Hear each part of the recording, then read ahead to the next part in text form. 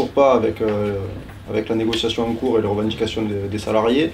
Le seul moyen qu'elle a trouvé, c'est de mettre en cause 2 délégués CGT, le secrétaire général et le secrétaire général adjoint, avec une mise à pied conservatoire de 30 jours avec perte totale du salaire, avec une procédure de licenciement mise en place, avec le premier entretien préalable au licenciement prévu le 4 février. Voilà la seule réponse que la direction peut apporter aux revendications des salariés, qui sont, je le rappelle, tout simplement légitimes, vu que la direction s'était quand même elle-même engagée à maintenir au minimum l'effectif constant lors de l'élaboration du projet biomasse. S'ils pensent nous détourner de nos revendications en attaquant les 2 secrétaires généraux, ils se trompent. On ne se trompe pas d'objectif, on restera sur nos revendications et les salariés ne sont pas dupes.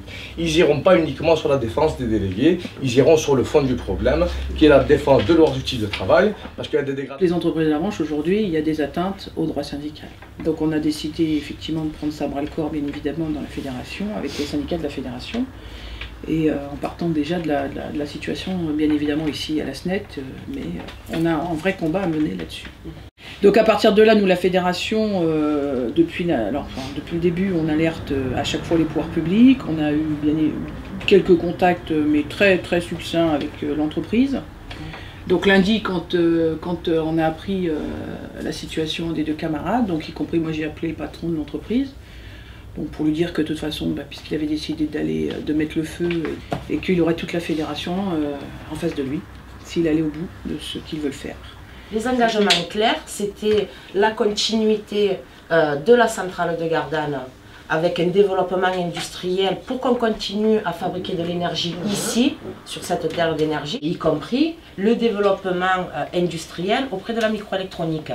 Donc là, je le dis, El Foundry, on le voit, ils sont en train de fermer. Je tiens à le rappeler parce qu'on ne le dit pas assez dans la presse. Il y a 2 ans, c'était la fermeture sèche de la tranche 4 qui était organisée par la direction. C'est-à-dire que s'il n'y avait pas eu la lutte qui avait été menée, aujourd'hui, on ne se dirait pas, mais il y avait un employé.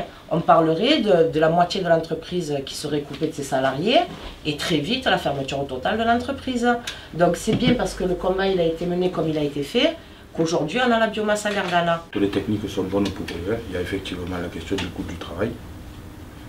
Et il y a le reste des dispositions qui sont prises, notamment par ce gouvernement qui encourage le patronat à casser. C'est casser l'emploi, casser les salaires, casser les acquis, casser les conditions de travail, casser... Nos camarades de l'entreprise Verdi, qui fait partie du groupe E.ON en Allemagne, ont déjà pris conscience de ce qui se passait en France. Et donc, voilà, ils réfléchissent aussi à comment s'immiscer dans le mouvement. On est sur une terre de solidarité. Et il faut qu'ils comprennent qu'à la CGT, on touche un camarade de la CGT, on touche toute la CGT, et c'est toute la CGT qui réagit.